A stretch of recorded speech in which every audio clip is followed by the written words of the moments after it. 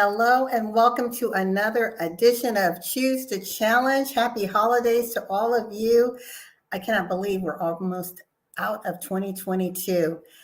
And for those of you who are joining us for the first time, Choose to Challenge is a platform designed to inspire, motivate, and elevate people beyond their boundaries, whether they're physical boundaries, institutional boundaries, mental boundaries, anything that is serving as impediments from you elevating and achieving the highest version of yourself. This is a platform that is very challenging and sometimes controversial in the topics that we bring to the table because they're topics that most people don't want to talk about. There's things that can make us a little bit uncomfortable, but at the end of the day, my guests come with solutions on what we can do to make the world a better place. And I'm so excited because today I have a friend, partner, and just a brilliant soul joining me today, Miss Jacqueline Lulu Brown. How's it going? Hi, how are you? I'm doing well, thank you. Thank you so much for joining us. And today, very interesting topic. We're going to be talking about the paradox between holidays and domestic violence. And we say paradox because typically when we're thinking about the holiday season, we're thinking about joy and laughter and family and community and sharing and gift giving and all the wonderful components of it. But in the throes of what the holidays bring, there are some dark sides. There are things that people are going through, depression, anger, resentment, that unfortunately cause them to lash out, if you will, to those closest to them. And we find a lot of individuals are victimized at this time of the year, whether they're spouses, loved ones, even children. And we're going to get into that topic. But before we dive deep, I want to tell the audience a little bit about all the amazing things that you do, Lulu. So Lulu is a 40 plus year IT executive. She worked with information technology and the engineering arena on a global scale.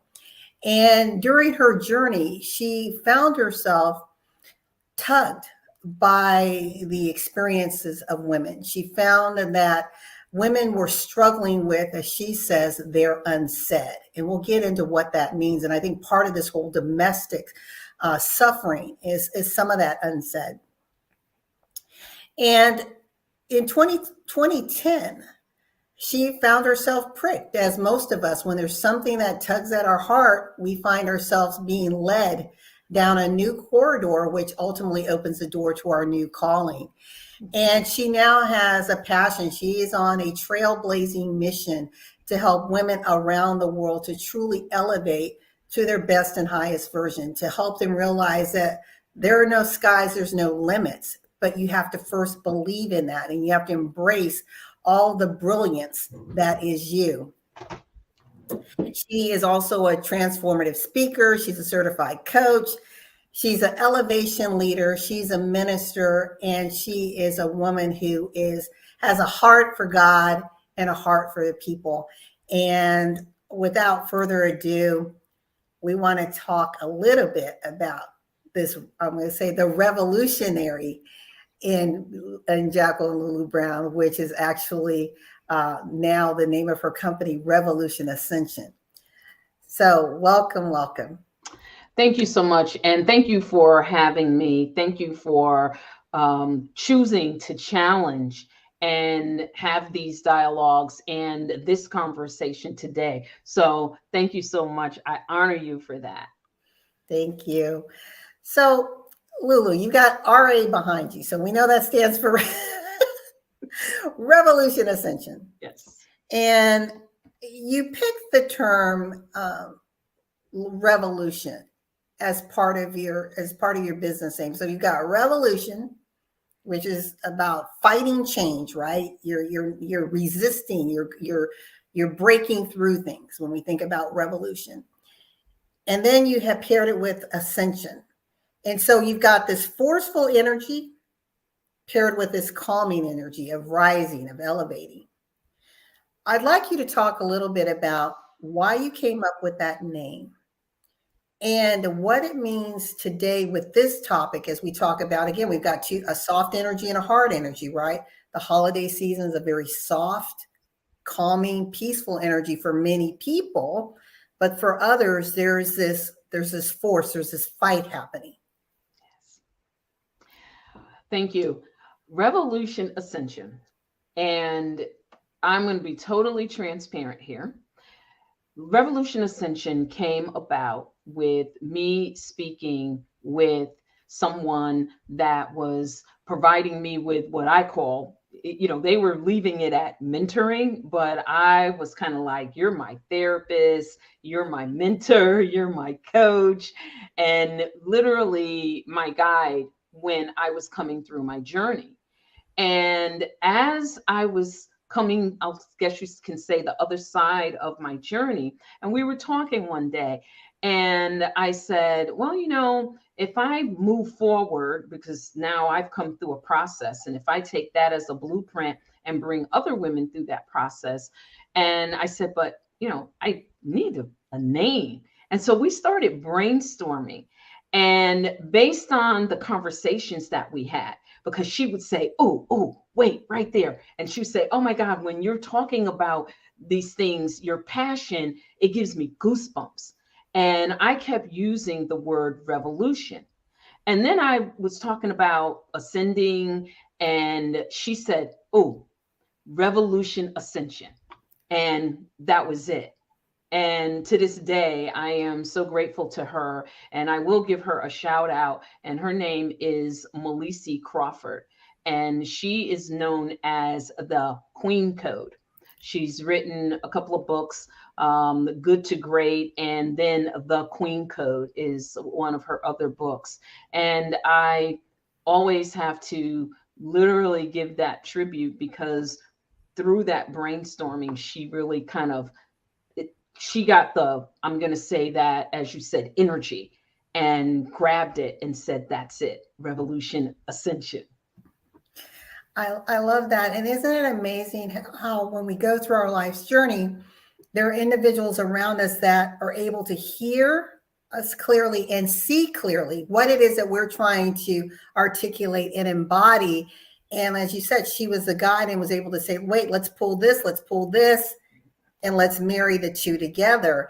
And in doing so, what I've noticed in the years that I've known you is it's gifted you.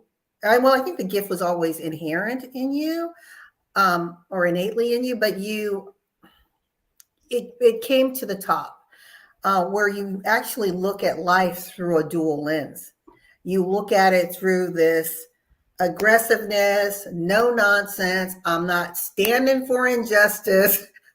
We got to change things, again, that revolutionary, but yet there's a very soft energy that lovingly guides people, because as a coach, you have to be really careful with that, right? When people are being very transparent with you, that you handle them in a way that they can see clearly, but it's almost like a timed release of the things that they need to see. Because sometimes as you're digging deep and peeling back that onion, it can be a little bit overwhelming emotionally, right? Yes, absolutely. What's really important is that, one, we understand our calling and we understand where the lanes shift. And you said something really important, that when you're peeling back that onion, there are times that we cannot confuse consulting, and all about consulting, versus coaching, because they are two different things. But then there's counseling.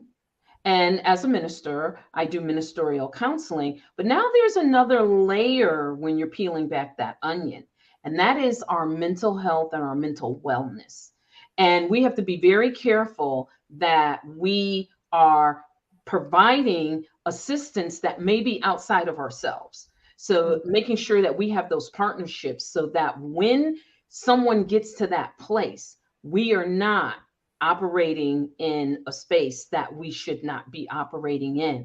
And that's why partnerships and coming together is very important, so that as women, and I keep going back to choose to challenge, as we choose to challenge, we want to make sure that we embody as women coming together, that I can call you or I can call someone in the mental health area, so that we are providing what people need versus us trying to be one-stop shopping.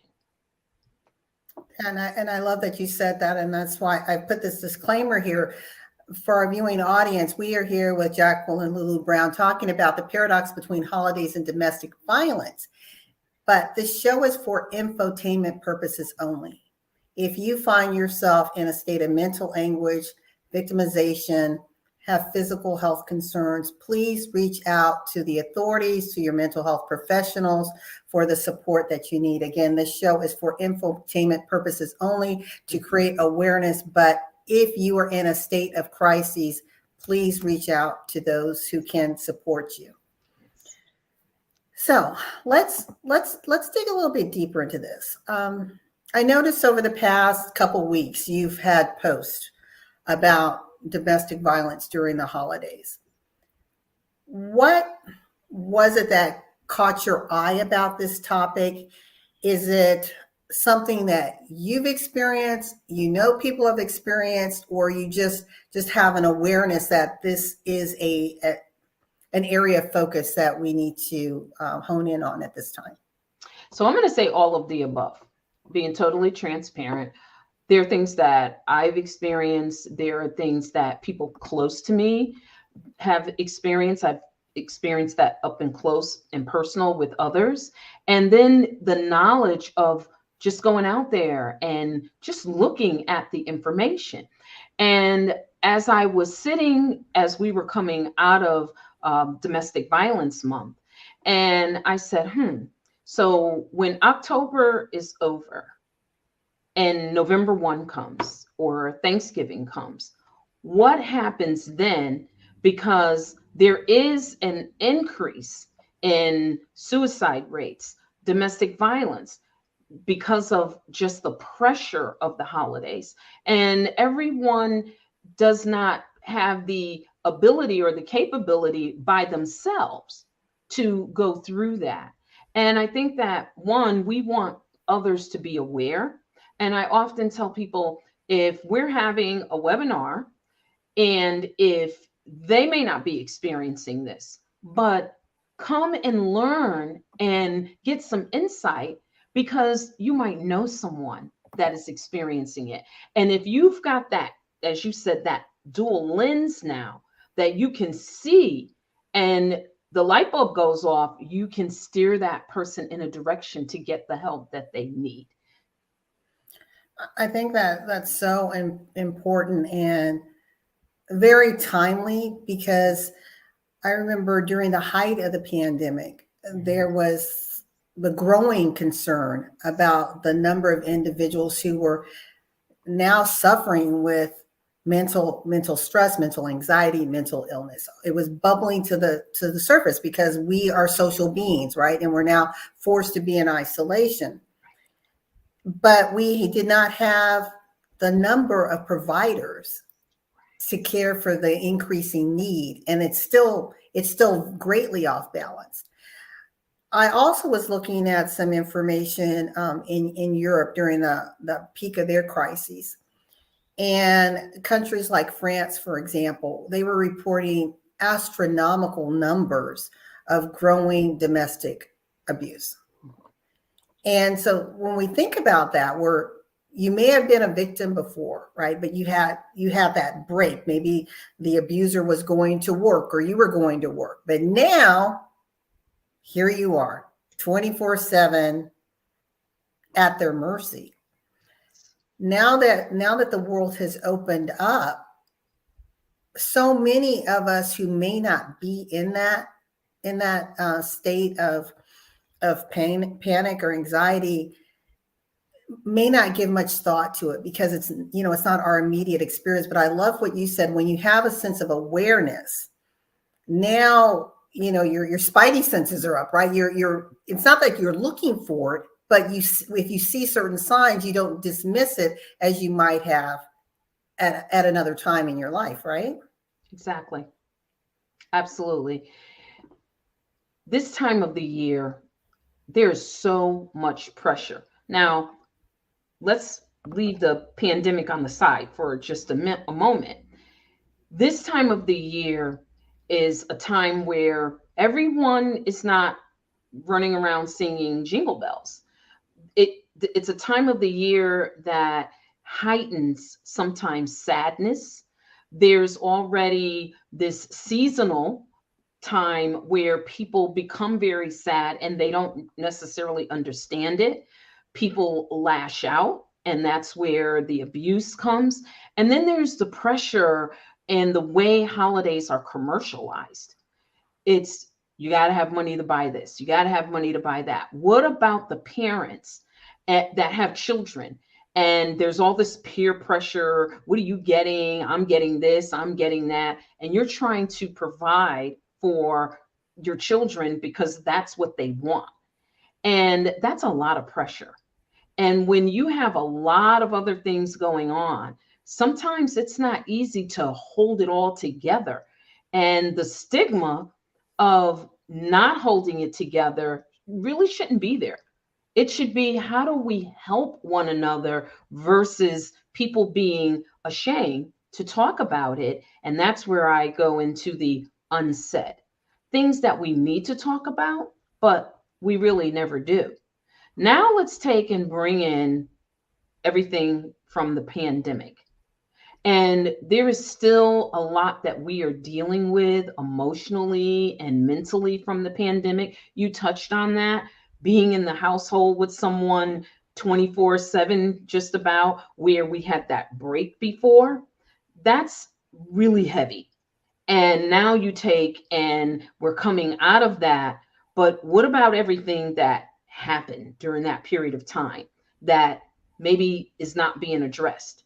And now you bring the holidays on top of that. And a lot of things can happen that normally will not happen in, I'm going to say, July or in the middle of the summer. There are pockets of times during, the calendar year that actually they just trigger these emotions. And I never want to denigrate.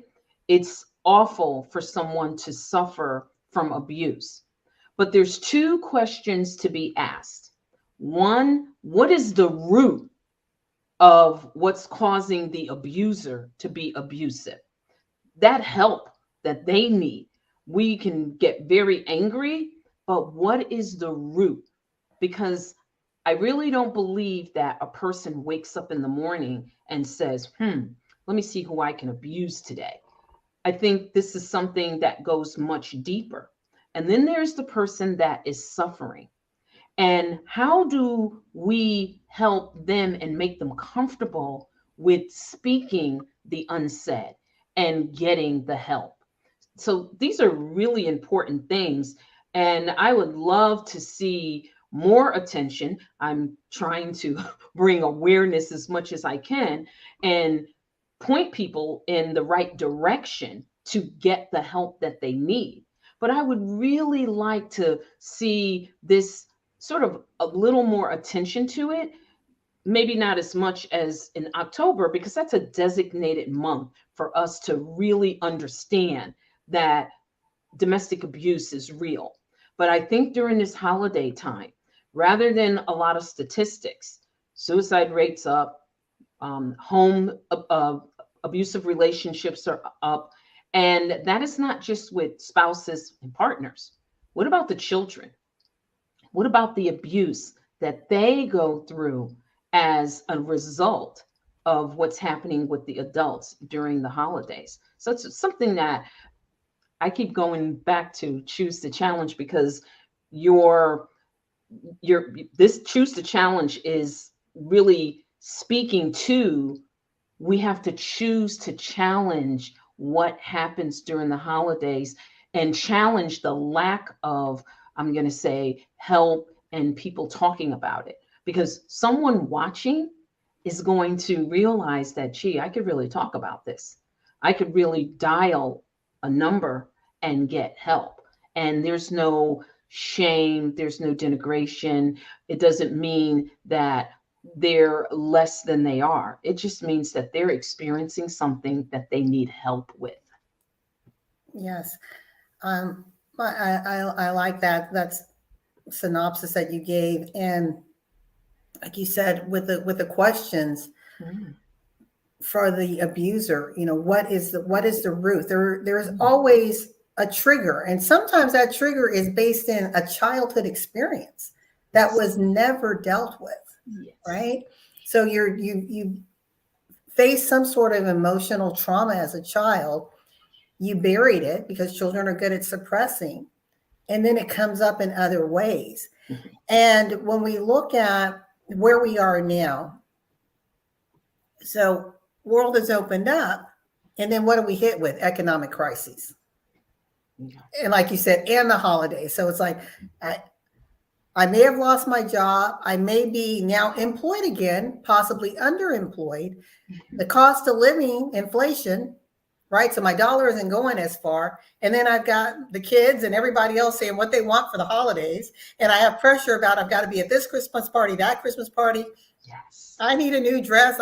It can be overwhelming. Yes, it can. LaWanna, I'm sure this is something that you have great insight into. But what really I've never been able to, I'll say, wrap my noodle around is corporations seem to always pick this time of the year when people are getting laid off. Look at what's going on at Twitter. And I'm like, okay, you're thinking that, okay, I'm gonna, kind of sort of be able to make it through. And then you're hit with something like this. And I can remember working in corporate and actually having to lay people off and make that decision. Who are you going to let go in not the beginning of the end of November, just before the holidays? And I'm sure there's a reason behind P&L and carrying things over to the next year. But sometimes I say to myself, wow, could we just not do it during this time of the year? Because to your point, that is very, very difficult. Now you don't have a job. Now you don't know how you're going to provide. And going back to the peer pressure, we've got the commercials. We've got our children that all they see is everything that's just coming at them in the commercials, what they see their friends with, and they want that. Why? Because that helps them to fit in. Everybody else has it. That's what I want. And parents trying to meet those challenges, it's really difficult sometimes.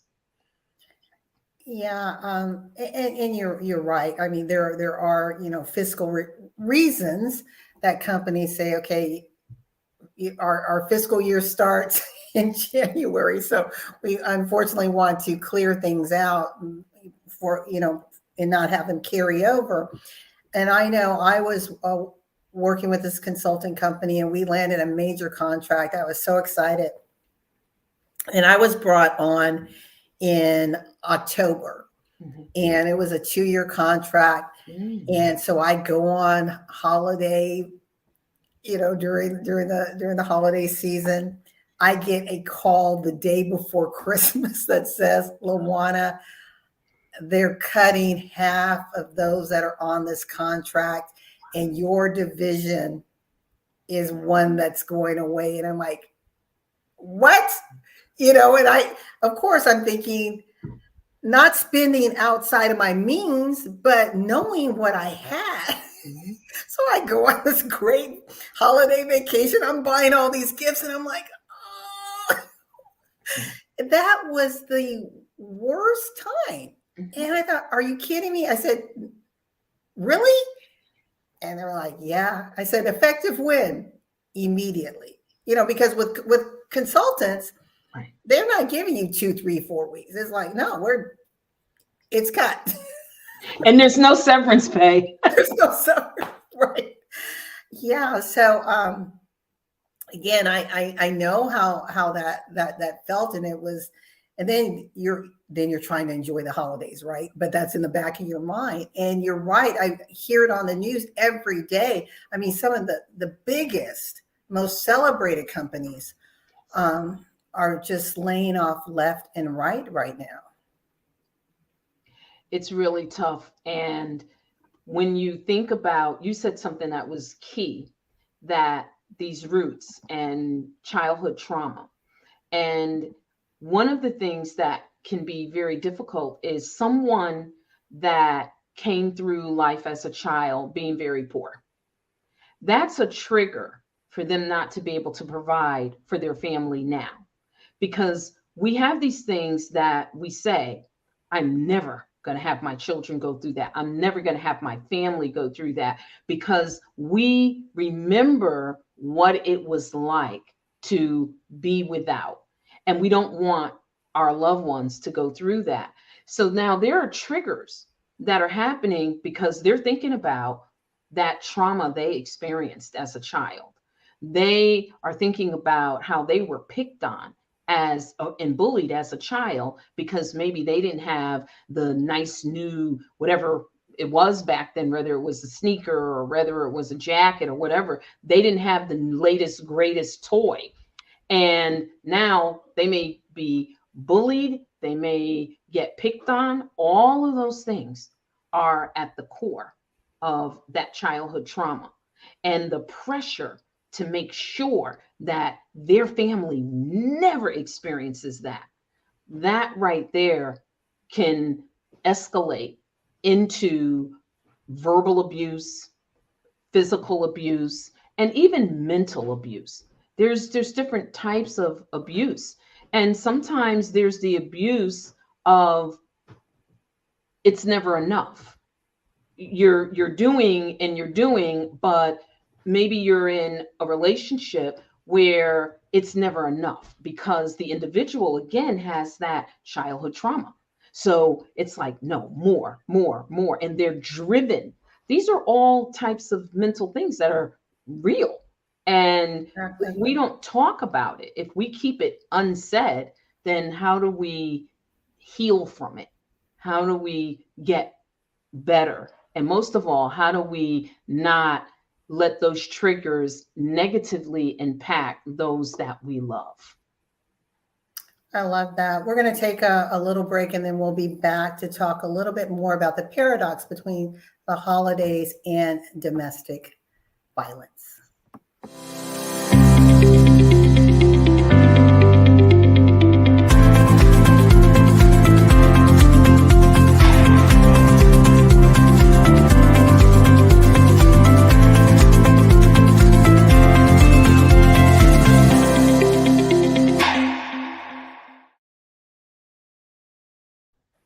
Talk about the economy and, like you said, the pressure. Think about individuals now trying to buy homes, and Yes. for a first-time home buyer, it's almost unaffordable, especially with the interest rates, which are rising, which aren't at historic highs, but still so much higher than the 2%, 3% that we had a year ago. And even those that are renting, the average rent is over $1,800 a month. And when you're looking at the average combined household income is 50,000,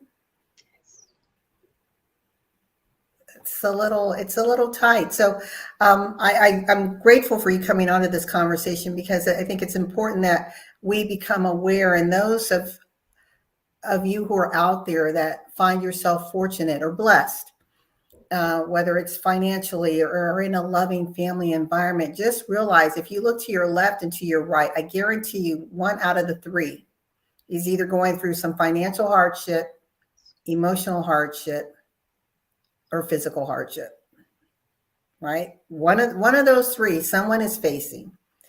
And I would like you, Lulu, to talk a little bit, because you were talking about the types of, or giving us the categories of domestic abuse. So can you help unpackage what that looks like? Because some people have in their mind domestic violence means someone is getting physically accosted, right? But it's not always the physical. That's very true. Mental abuse can leave scars, just like physical abuse. And mental abuse, those scars you can't really see. Physical abuse, sometimes the scars heal and go away and they don't leave marks. Emotional and mental abuse leave scars that are not visible to us. And particularly during times of holiday, such as we're talking about, there can be that mental and emotional abuse where someone is constantly arguing with you. And I use the example of it never being enough.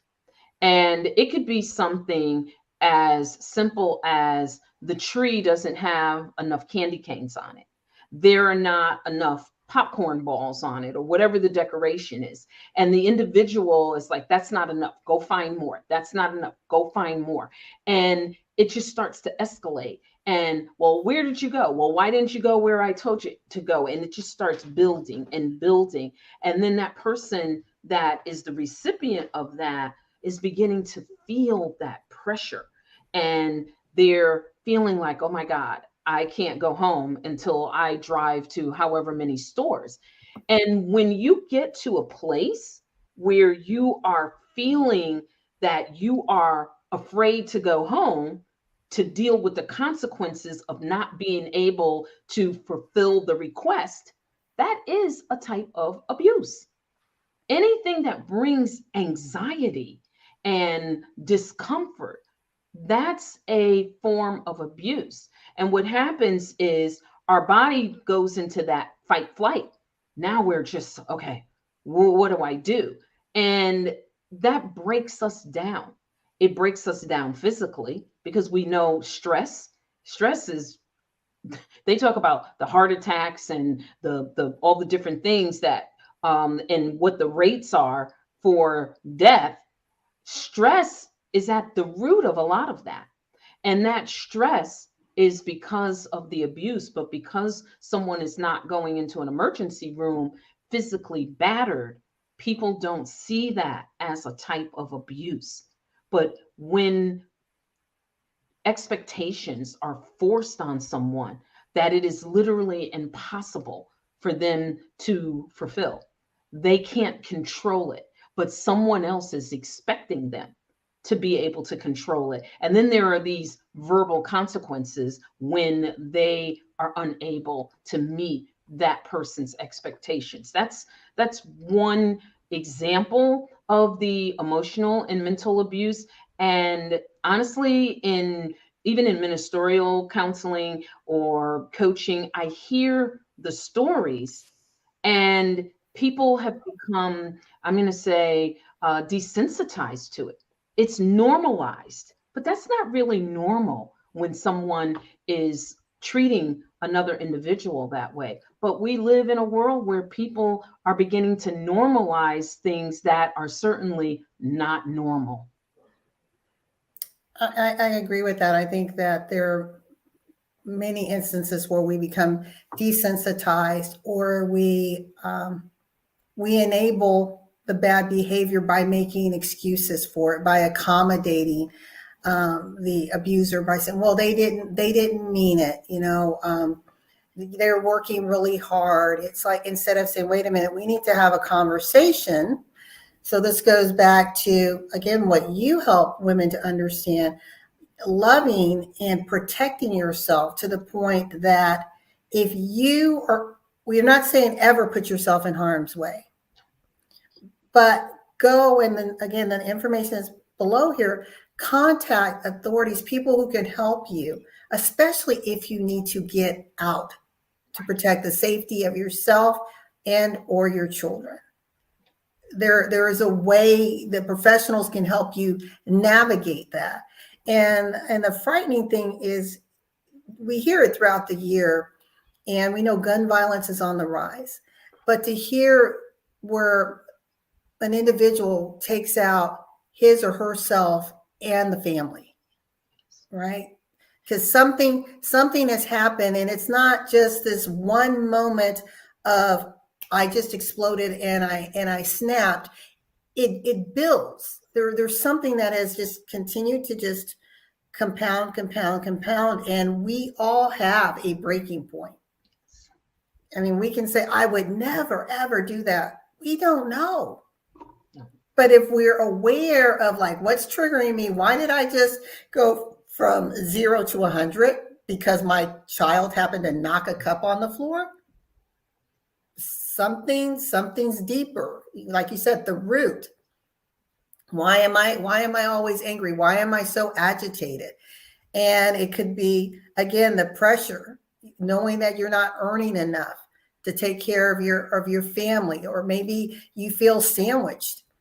I mean, you and I, we talk about it, living not where our senior parents are and having to fly back and forth to be there. And if you're not guarded, and for me and for you, tapping into our source of God, being that peace and that guide, it's easy to get frustrated and agitated. It's easy to go there, right?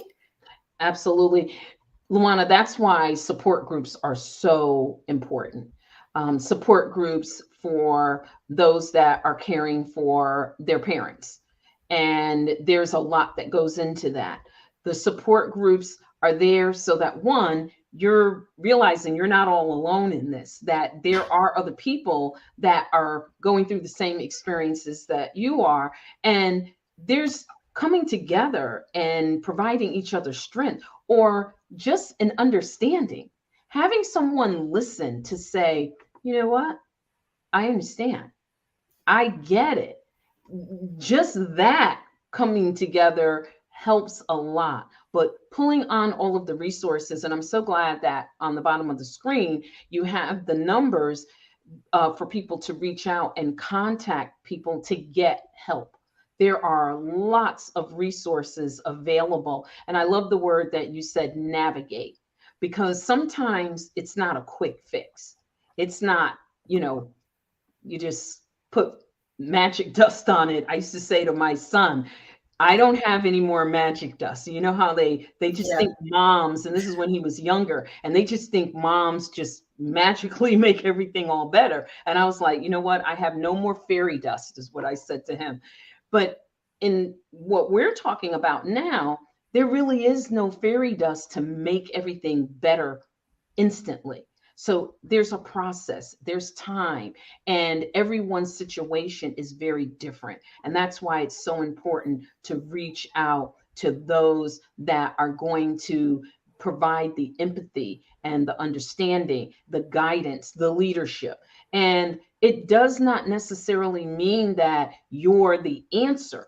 So for our listening audience, if you believe or see the signs of some type of abuse, you might want to just kind of get a dialogue going where someone is comfortable with talking with you, speaking that unsaid without judgment. And then that can lead to them getting help. But sometimes people just need someone that they can trust, that they don't feel is going to judge them. And that's really, really important, especially in times like this, because for whatever reason, as human beings, we just don't always feel like being transparent. It's not always easy to be transparent, but with things such as domestic violence and abuse, we absolutely have to be transparent, because transparency can save our lives. It can save the lives of our loved ones. So that becomes extremely important. Yeah, to our listening audience, again, we're here talking about the paradox between the holidays and domestic violence. And we know that domestic violence happens throughout the year, but we really want to talk about the added pressure from the holidays that may make your households a little less joyful during this time of the year. And try to have those conversations. And if you can't have it with the person or persons who's creating this turmoil around you, I loved what you said, Lulu, having that support group, calling the crisis hotline, talking to professionals who can help guide you in what you need to do. And sometimes when we're talking to individuals who have a similar lived experience, as you mentioned, now we don't feel like we're in it all by ourselves. Our situation is unique, and it's independent of other people's experiences, but there's a sense of understanding. And I want to bring this up because there's another little twist to the domestic violence situation. And as you mentioned, it can be mental, physical, or emotional. For the care provider who may find themselves being a victim of that family member who they're caring for. And I know that for me, it's been good to, again, be in groups to talk and to have an awareness that when a loved one is in a state where they are no longer able to do what they used to do, may have a level of dependency that they didn't have to have previously. We have no idea what's going on with them mentally or emotionally. So if we come from a place of compassion and empathy, yeah, you may take a few hits. Mom or dad may snap occasionally, but it's not at you. Right. When you understand, it's really not you. It's this new life. It's a new normal that they're having to adjust to. And, like I know when I was talking to my dad, and at one point he had snapped at me, and I was like, wow, I said, I come here, flying back and forth. I said, really? That's how you're going to talk to me?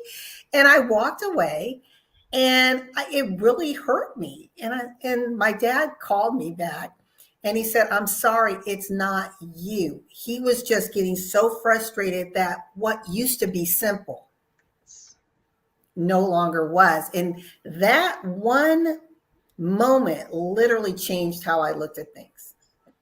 I'm like, okay, LaWanna, you need to pause. You need to develop a little more patience. You don't know what's going on in his head. You don't know what he's feeling emotionally. There's physical restrictions now, right? So I think there's, again, even sometimes being if you want to say, you felt victimized, whether it's coming at you from your child, from your spouse, from a loved one, from a parent, try to just understand, as you said, if you can identify the root, it may help you to allay things a little bit better. But again, if you're getting into a point where it's at a point where it can escalate to something very ugly and dangerous, you've got to reach out. You've got to get the support and the help to protect your well-being, that of the other person, and any children that may be involved, right? Absolutely. When you were giving the description with your dad, and I was thinking it could be something as simple as decorating the tree. The parent could be used to being that person that has that special touch, or just being needed during the holiday. Maybe Right. they did a lot of cooking, a lot of baking. Maybe they were the person that made the gingerbread house. Maybe they did the things that the grandchildren like the most. Maybe they did shopping. Maybe that was, their gifting, and they could go out and find the best bargains.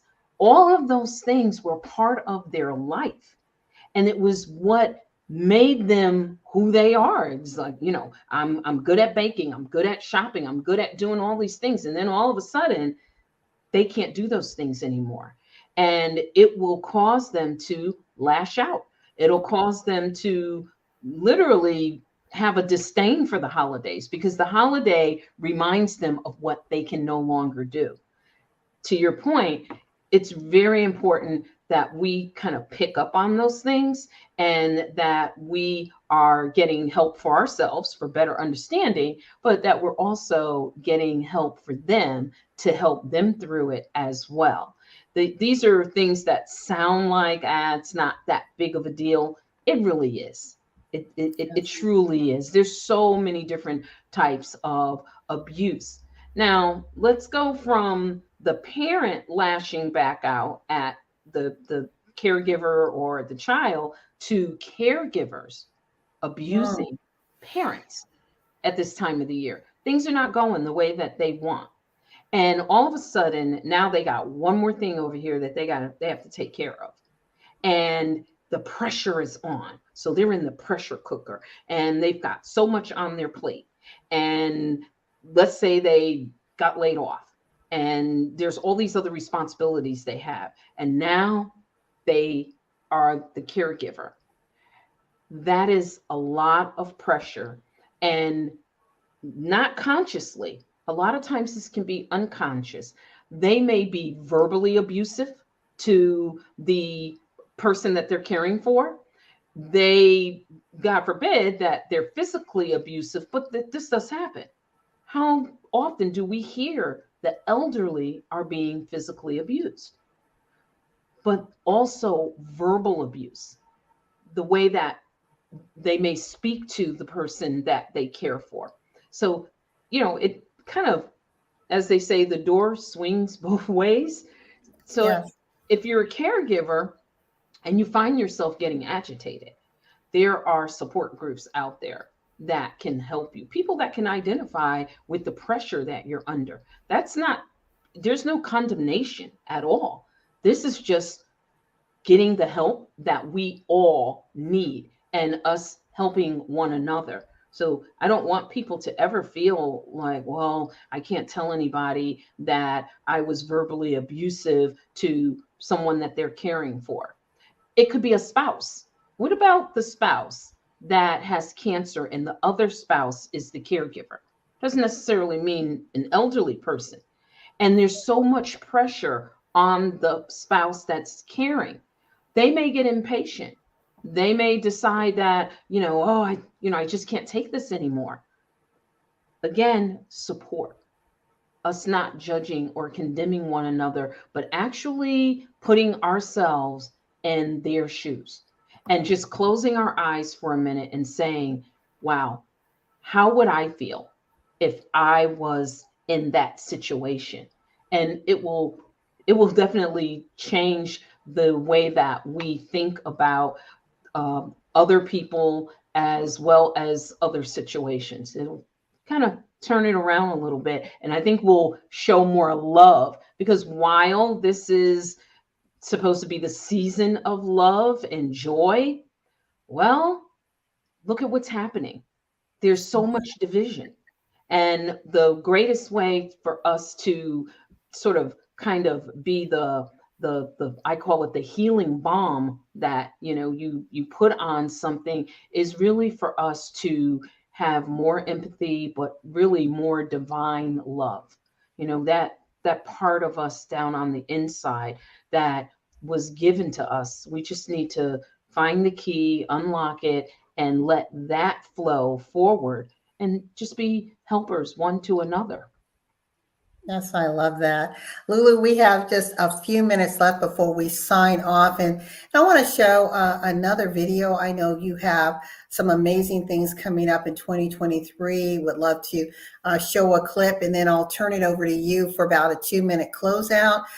To those of you that are joining us on Choose the Challenge, please make sure you follow us on E360 TV. We've got a great lineup for you in 2023. You can follow me on Instagram at the LaWanna Bradford, and all things social media under LaWanna Bradford. And right now, I'm going to show you what Revolution Ascension is about to do in 2023.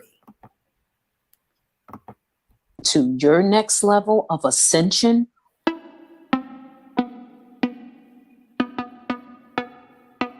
all while experiencing luxury and fun.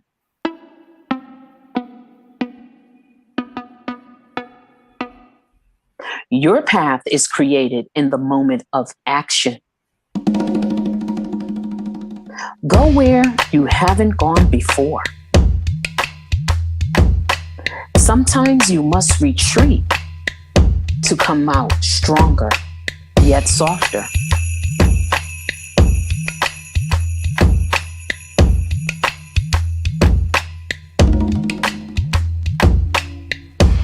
Retreat to become more determined, yet less uptight. More flexible, with more joy, ease, and flow.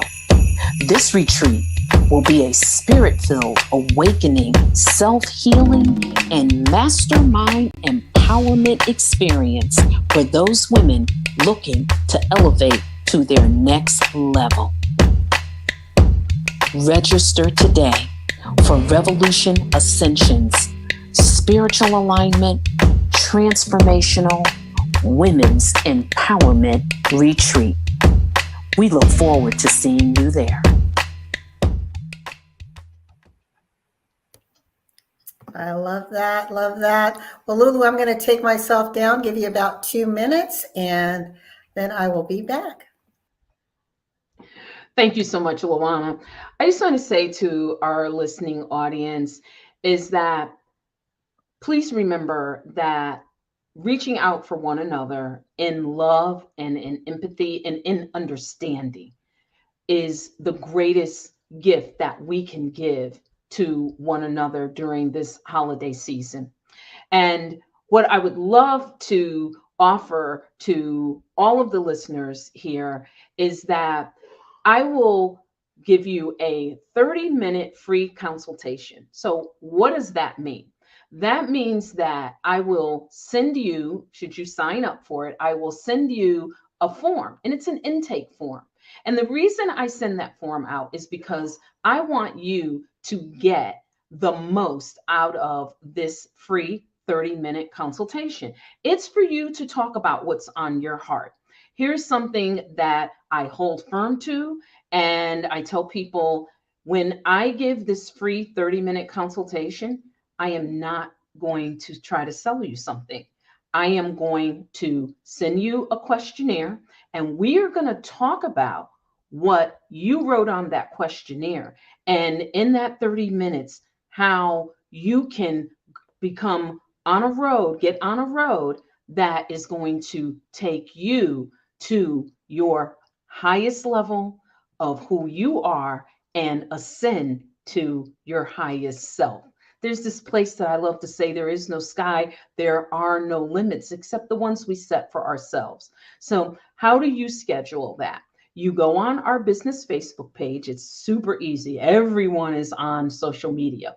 And we're on facebook.com/Revolution Ascension. And right there on the page, there's a book button. When you click on that, the calendar pops up, and all you have to do is select a date and time that's open, and you will hear back from us. We will send you your questionnaire, and we can schedule our session to help you talk about your unsaid. And if you don't have any unsaid, well, you must have something that you'd like to accomplish in 2023. Let us kind of start helping to guide you and to help you navigate 2023. You can get a lot done in 30 minutes. Trust me on that one. So I look forward to having a session with you, but I encourage you to take that free 30 minutes. If you just want to talk about what we're talking about here during the holidays, we have listening ears, we have empathetic hearts, and most of all, we have divine love to help you in any situation that you find yourself in. And that does mean guiding and giving you options to seek other services. I love to think of myself as someone that is a wealth of knowledge of other resources. So we also point you in the right direction where you can get the help that you need, regardless of what that situation might be. Thank you so much. And I look forward to seeing you sign up for that free 30-minute consultation with us. Thank you, LaWanna. Thank you so much, Lulu. It's been a pleasure having you on this platform. All of Lulu's information is below, revolutionascension@gmail.com. You can find her on all things social media under her name, Jacqueline Lulu Brown, or Revolution Ascension. And as she mentioned, her free 30-minute consultation on her Facebook community, facebook.com/Revolution Ascension. So we wish you well. Be safe during this holiday season. And Lulu, thank you again so very much for joining me. To our listening audience, we look forward to seeing you again next week for another edition of Choose to Challenge. And please remember that in life and in business, don't settle. Be willing to push the envelope. As Lulu says, remember there's no sky, no limit. Shift your thinking, rise up to the greatness that is intended for you, and always choose to challenge. Until next time, goodbye, everyone. Happy holidays. Happy holidays.